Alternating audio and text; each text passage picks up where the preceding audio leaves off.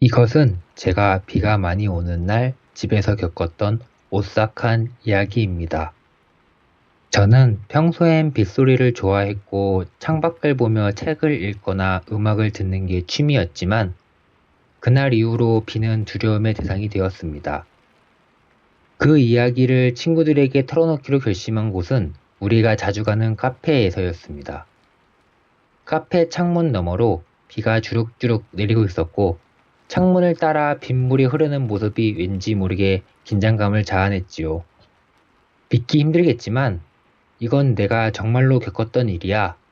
나는 그렇게 이야기를 시작했습니다. 그날은 평범한 저녁이었어. 외출할 일이 있어 잠깐 나갔는데 예상치 못한 폭우가 쏟아졌지. 우산을 쓰고 있었지만 소용이 없었어. 옷은 젖고 신발은 흙탕물에 젖어 축축했지. 서둘러 집으로 돌아와 젖은 옷을 갈아입고 난 후 창밖을 보며 한숨을 쉬고 있었지. 그때였어. 똑, 똑, 똑.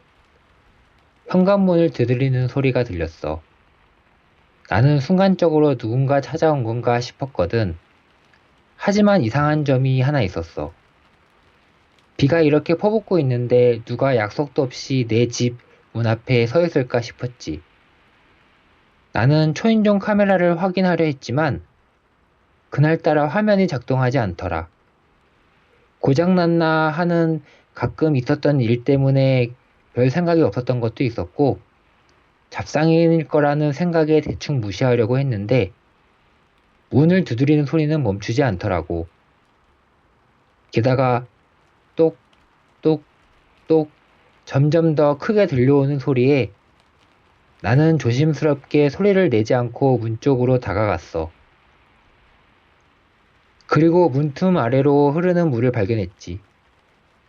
물줄기는 얇았지만 꾸준히 문 안으로 스며들고 있었어. 마치 비가 문틈 사이로 들이치는 것처럼 보였지.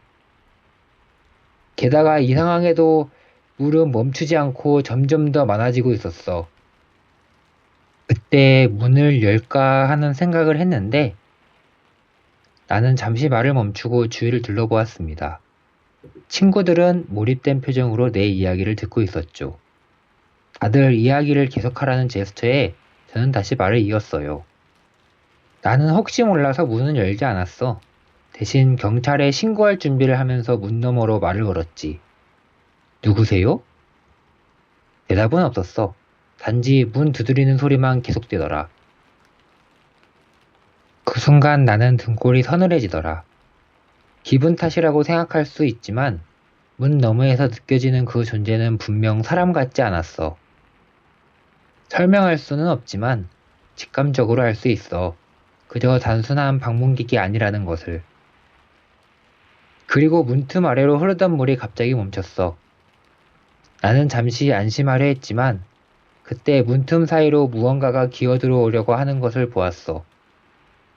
그것은 물처럼 보였지만 검은색으로 잉크를 탄 물처럼 보였고 마치 살아있는 생명체처럼 꿈틀거렸지.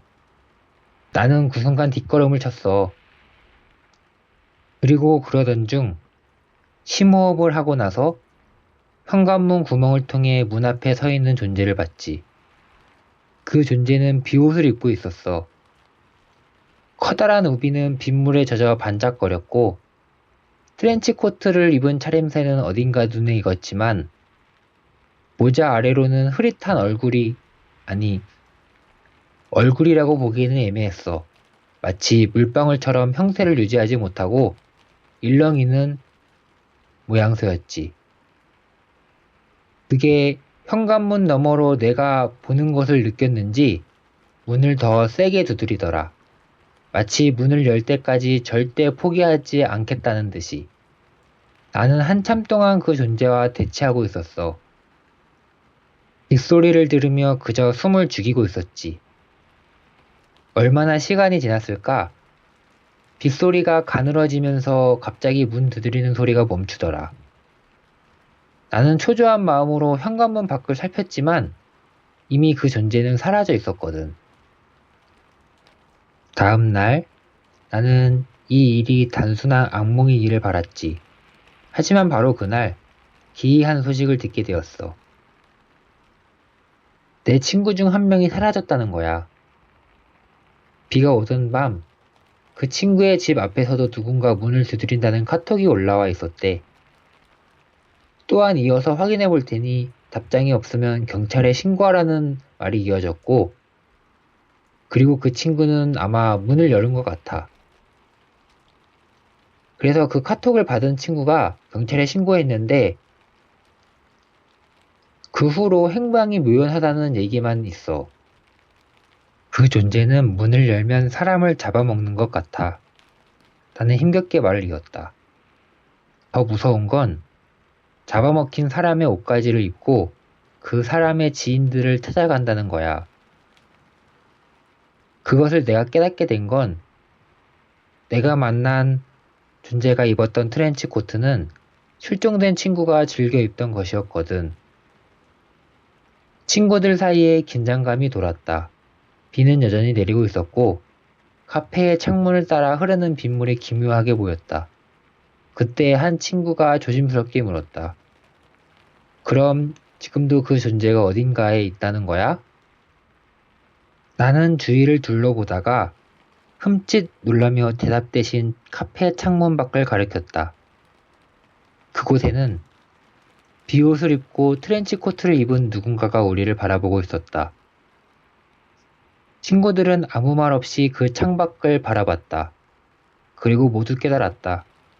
그 존재는 단순한 이야기가 아니었다는 것을.